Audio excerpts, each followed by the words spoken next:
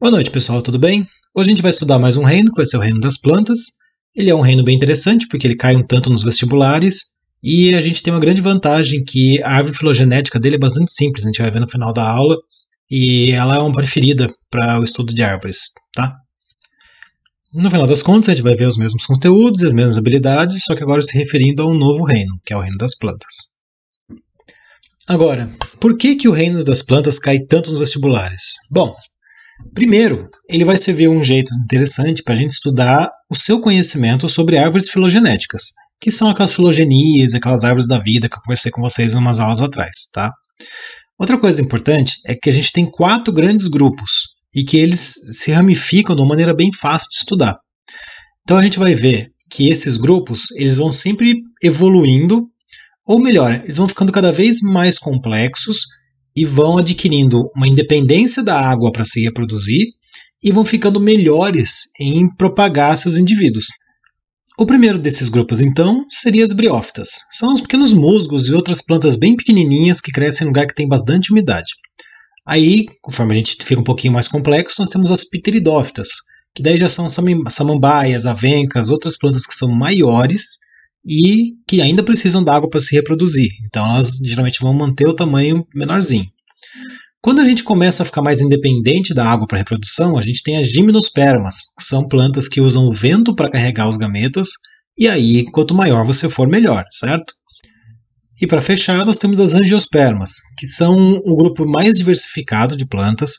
É um grupo que tem várias estratégias bem eficientes para espalhar suas sementes, então elas cobrem grandes regiões, e elas fazem isso utilizando os animais para fazer muito dos seus transportes.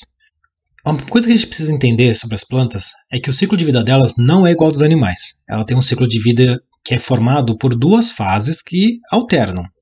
Uma dessas fases, a planta vai ser diploide, ou seja, ela vai ter 2 cópias de cada cromossomo daquela espécie. A outra fase, porém, ela vai ser haploide. Então vai ser uma planta que vai ser um organismo que vai ter só metade do DNA. Ela consegue fazer isso porque a planta ela tem uma fase da vida que ela produz gametas e outra fase da vida que ela produz esporos, que são 2 coisas diferentes. A parte da vida dela que produz esporos a gente chama de organismo esporófito ou de fase esporófita. Então ela ganha o nome daquilo que ela faz. A fase da vida que produz gametas a gente chama de gametófito. Eu vou colocar isso agora no esquema para a gente acompanhar. Dá uma olhada nesse esquema então aqui, maravilhoso que eu fiz, como ele deixa tudo mais simples, tá certo? Então a gente vai ter um organismo, que é um organismo que tem as 2 cópias do DNA, ou seja, ele é diploide, tá?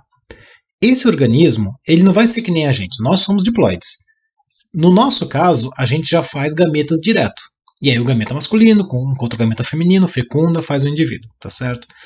A planta, ela não vai fazer isso direto, ela vai ter um intermediário. A planta, que é diploide, ela vai fazer processo de meiose, igual a gente faz, só que ela não vai produzir um gameta, ela vai produzir um esporo. E vai ter esporo masculino, vai ter esporo feminino. Agora, aqui vem uma coisa importante. Esses esporos, por que ele seria diferente do gameta? Por que ele não é um gameta? É porque esse esporo ele vai germinar sozinho, ele não tem que encontrar ninguém. E como ele tem metade do DNA, se ele germina sozinho, ele vai gerar um organismo que também só tem metade do DNA. Então, esse esporo vai gerar uma nova parte da planta, uma nova fase da planta, que é o que a gente chama de gametófito. Lembra que sempre que cada fase ganha o nome de quem ela faz. Então, o cara que faz esporo é o esporófito. O cara que faz gameta é o gametófito. Tá certo? A gente vai ver várias vezes imagens, a gente vai ver agora 4 ciclos para você gravar bem isso, não se preocupe. Mas isso aqui pode ser interessante de pôr no caderno, tá? Se quiser colocar um caderno junto para ir anotando e copiando, pode ser legal. Aperta a pausa quantas vezes precisar. Esse organismo, então, que tem uma cópia do DNA, ele é um organismo que, a maioria das vezes, vai produzir um tipo de gameta. O outro vai produzir o outro tipo. Só que aqui vem uma diferença bastante importante. Esse organismo ele já não tem metade do DNA, então ele vai produzir gametas através da mitose. Isso é diferente da gente. Os animais, fazem meiose para fazer o gameta. A planta não. A planta faz meiose para produzir o esporo. Esse esporo dá origem a um cara novo. E esse organismo haploide, que é o gametófito, vai usar mitose para fazer os gametinhas. Quando os gametas se juntarem, eles vão fazer uma fecundação. Essa fecundação vai gerar o organismo com o dobro do DNA de novo. Vamos olhar caso a caso, para desconfundir? Vamos começar pelas briófitas, então. As briófitas, elas têm algumas características muito importantes. Toma muito cuidado para não dizer que a briófita é a planta menos evoluída. Não é exatamente isso. Do grupo das plantas, ela talvez sejam as plantas menos complexas. Mas a gente não pode falar que ela é mais ou menos evoluída, tá? Porque ela existe até hoje. Agora, uma coisa que ela tem de muito importante é que ela é uma planta que ainda não tem nenhum vaso condutor. Ou seja, ela não tem nenhuma forma de fazer transporte de nutrientes dentro do corpo dela de maneira veloz. Isso faz com que ela não consiga ser muito grande, porque ela vai absorver a água do ambiente através de rizóides, que são estruturas que têm a função de raiz, mas não têm a estrutura morfológica da raiz, e ela vai transportar essa água dentro do corpo dela pela difusão, ou seja, a água vai ter que ir atravessando célula ou célula ou por entre as células. Isso é um processo extremamente lento. E aí você pensa, se ela está transportando água e nutrientes de maneira lenta dentro do corpo, eu não posso aumentar muito o tamanho desse corpo, senão a parte que está no centro vai morrer, vai ficar sem nutriente, beleza? Conforme as outras plantas vão desenvolvendo vasos e outras coisas, elas conseguem aumentar de tamanho, a gente já vai ver isso.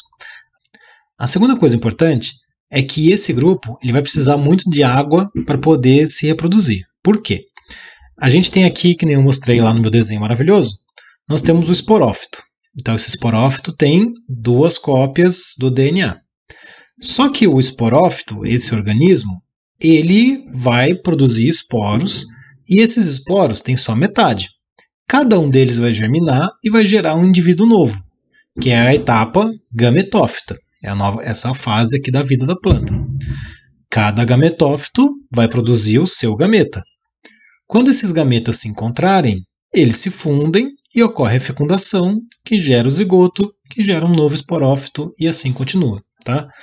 É muito comum a gente misturar o nome desses dois, mas o jeito de guardar é esse. Você tem o nome daquilo que você faz. Tá? O primeiro grupo a resolver esse problema do transporte foram as pteridófitas. Elas desenvolveram, é o primeiro dos grupos que desenvolveu vasos de transporte que vai conseguir mover substâncias rapidamente de uma ponta a outra da planta. Isso permite que elas aumentem de tamanho, porque agora você pode ter plantas maiores, porque vai chegar nutriente para todo mundo. A planta ela tem 2 grandes vasos. O xilema, que é o vaso que vai levar a seiva bruta, que são a água e os sais minerais que geralmente vão da raiz até as folhas. E a gente tem o floema, que é o vaso que vai transportar a seiva elaborada, que tem açúcar das folhas para todas as plantas. Então, a seiva, o xilema vai até a folha, na folha ocorre a fotossíntese, a folha produz açúcar não só para ela, como para o resto do corpo, e ela manda esse açúcar de volta pelo floema. Além dos vasos, as pteridófitas também têm algumas mudanças que elas fizeram no gametófito. O gametófito agora é uma estrutura extremamente reduzida, o esporófito 2N é a fase predominante da vida, aquela samambaia que você conhece é a fase esporófito. E essa planta ela tem uma estrutura chamada esporângio. Essas bolinhas amarelinhas que a gente vê embaixo das folhas são os esporângios, que são as estruturas que fazem os esporos da samambaia.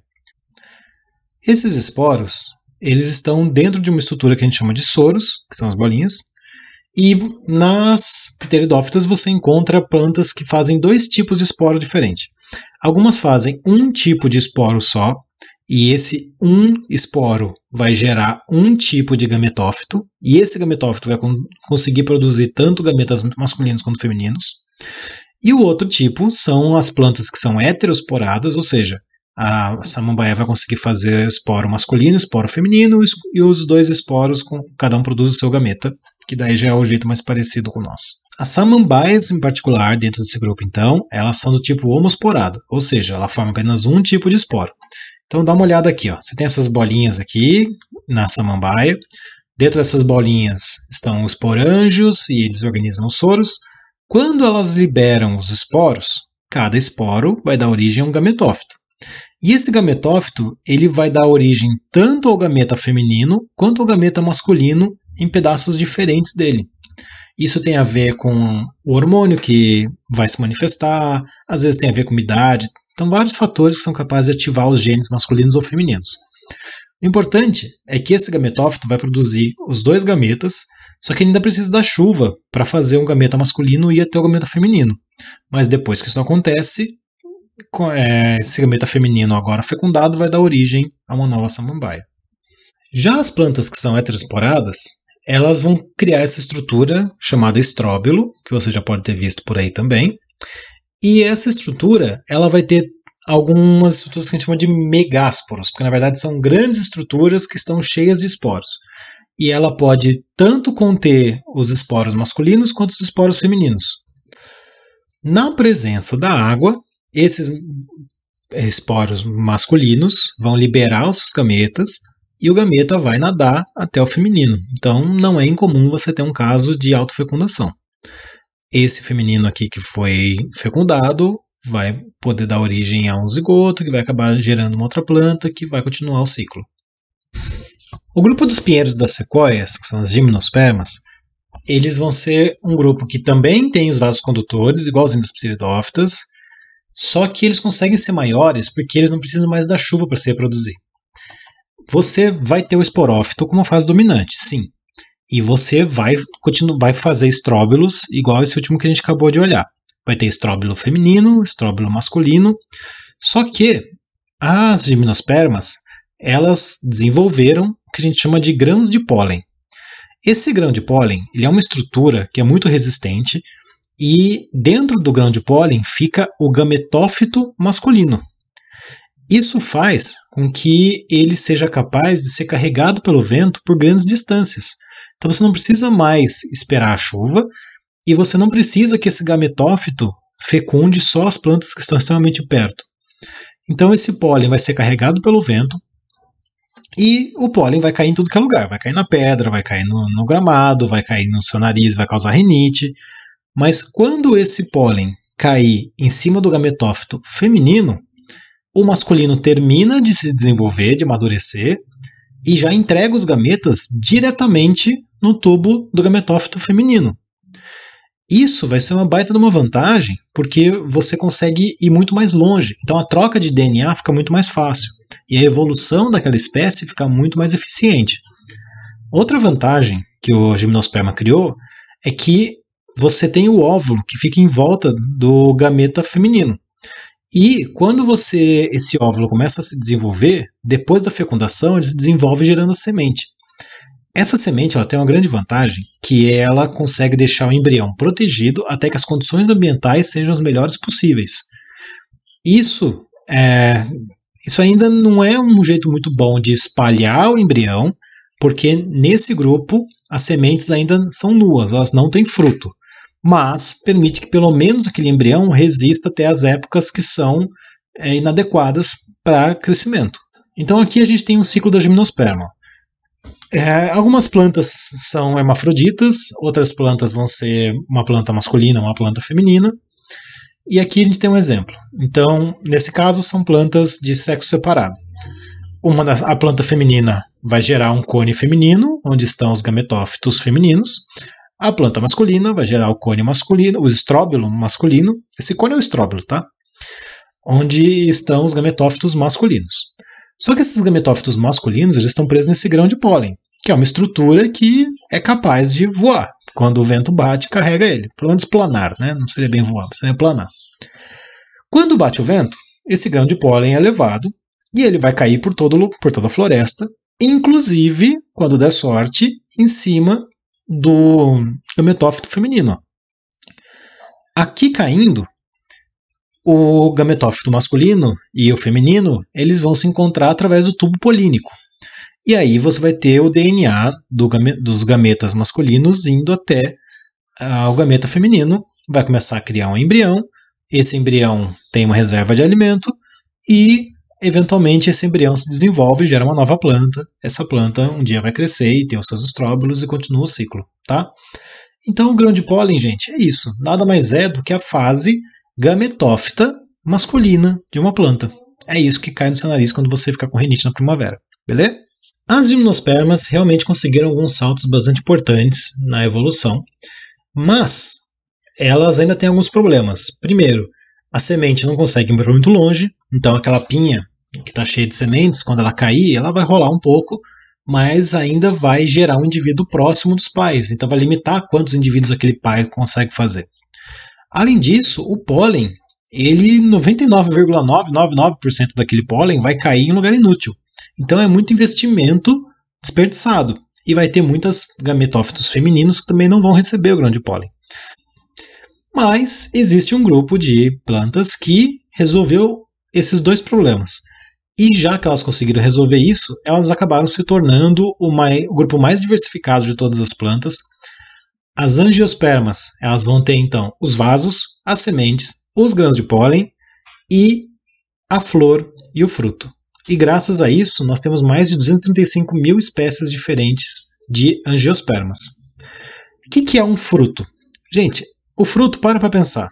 A planta não ganharia nada em investir um alimento cheio de açúcar e dar de presente para os outros.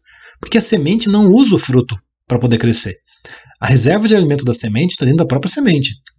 Então aquele fruto é um investimento enorme de açúcar e tem só um objetivo: convencer você a pegar aquela fruta, porque para você é gostoso. O fruto, gente, é um suborno. É para convencer os animais a pegarem aquilo lá, e quanto maior ou mais complicado for o fruto, mais tempo demora para o animal conseguir acessar, então ele leva para mais longe a semente, porque os animais vão se movendo. No caso do passarinho, seria bom que fosse uma semente resistente e um fruto que desse para engolir de uma vez só. E aí essa semente vai para a barriga do passarinho e eventualmente o passarinho vai soltar as fezes e vai simplesmente derrubar a semente. Não é bem fezes, porque passarinho faz tudo junto, mas enfim, pegou a ideia, né? O passarinho vai fazer cocô em você e junto com o cocô vai ter aquela semente nas suas costas, tá? Só o fruto já é uma baita de uma sacada, porque isso permite que a planta ela leve os filhos dela para longe. Então, ela nunca vai ficar cercada de competição dos seus próprios descendentes. Porém, tem uma coisa melhor ainda do que o fruto, ou tão boa quanto, que são as flores. A flor, gente, ela é uma armadilha e também é um suborno. Por quê? A flor, ela tem o néctar, que atrai os animais, e o objetivo da flor é atrair o animal tão perto que o animal vai entrar em contato com o pólen, e em vez do pólen ser levado pelo vento, quem vai levar esse pólen são os animais. Então, o que é uma flor? Gente, a flor nada mais é do que a estrutura reprodutiva da planta. Então, quando você dá uma flor para alguém, você tem que pensar bem na mensagem que você quer passar. Nós temos flores que são só masculinas, que tem a estrutura que a gente chama de androceu. Tem flores que são só femininas, que tem só a parte que a gente chama de gineceu. E tem flores que são hermafroditas, que tem as duas. É curioso que algumas espécies não evitam que você tenha o gameta da parte masculina da flor caindo na parte feminina. Mas a maioria das plantas elas conseguem fazer uma proteção porque uma fase do dia você vai ter a flor aberta para receber pólen e na outra fase do dia você vai ter a antera liberando o pólen. Então isso faz com que a planta nunca jogue o gameta masculino no seu próprio gameta feminino. Nós temos algumas outras plantas que elas vão ter estruturas diferentes. Então elas vão ter algumas flores masculinas e algumas flores femininas, só que em partes diferentes da planta. Enfim, existem várias estratégias para a planta não se autopolinizar, porque autopolinizar geneticamente não é muito bom. O androceu, então, ele é formado pelos estames, que são essas antenas que a gente vê. O nome até antera lembra um pouco disso. São essas antenas que a gente vê e que na ponta estão cheias de pólen. Quando a planta produz o néctar, ela produz um néctar bem fundo. Isso faz com que a abelhinha, ou a beija-flor, ou o que é que seja o animal, para chegar até o néctar, tenha que passar pela antera. E aí ele se suja inteiro de pólen. Você já deve ter visto imagens de abelhinha e passarinho com a cara toda suja de pólen. Quando essa abelhinha ou passarinho for procurar o néctar de outra flor, ele vai voar todo sujo de pólen até a próxima flor e parte desse pólen que ela vai passar por aqui vai jogar nessa estrutura que a gente chama de gineceu. O gineceu ele tem essa aparência de vaso aqui, parece um vaso antigo, e ele é uma estrutura em que dentro estão os óvulos e aqui estão os gametas, e essa estrutura aqui é o caminho por onde vai. É onde a gente vai colocar o grão de pólen aqui em cima, esse grão de pólen vai gerar o tubo polínico vai levar o gameta até aqui, para fazer a mesma coisa que a gente faz na gimnosperma, só que em vez de usar o vento, foi um animal que trouxe. Tá? Então, para fechar, olha aqui, a reprodução, ficou meio borrado, mas vamos que vamos.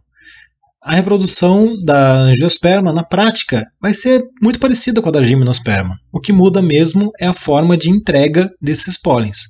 Então, a gente tem aqui a parte masculina. Quando o animal vier e se sujar, ele vai levar esse pólen até outra planta e vai entregar aqui em cima na parte feminina. Isso vai gerar o tubo polínico, que é um tubo que leva o gameta até o gameta feminino. E quando esses dois se fecundarem, vai formar um embrião. Esse embrião vai começar a se desenvolver. O ovário que está em volta dele vai começar a se desenvolver para fazer o fruto. E aí você vai ter a semente dentro do fruto. Eventualmente esse fruto vai ser carregado por animais para longe. Quando o animal terminar de comer o fruto, ou quando o fruto apodrecer, a semente está livre de novo. E essa semente germina e gera uma plantinha nova que começa o ciclo todo outra vez. Tá? E eu tinha falado para vocês que o vestibular adora isso daqui, porque a árvore da vida do grupo das plantas é muito simples. Então, olha como fica uma árvore bonitinha. Você vai ter sempre essa árvore nesse formato. Então, o que a gente tem aqui no começo? Os principais ancestrais tinham em comum parede celular e clorofila. Esses ancestrais, eles sofreram uma especiação. Uma espécie que a gente formou são as algas verdes, que estão em discussão se vão entrar para o grupo das plantas ou não, mas hoje não estão, tá? Isso que importa. Então essas algas verdes aqui, por enquanto, estão lá no reino protista, que eu falei para vocês que é um reino todo bagunçado. Pode ser que elas virem em plantas? Pode ser, mas ainda não, tá? Já o outro organismo que sofreu especiação é um organismo que ele tinha um embrião retido no gametófito, ou seja, esse embrião ele nunca vai embora do gametófito, ela não manda o gameta para fora dela. O gameta fica no gametófito e o embrião cresce aqui dentro. Tá?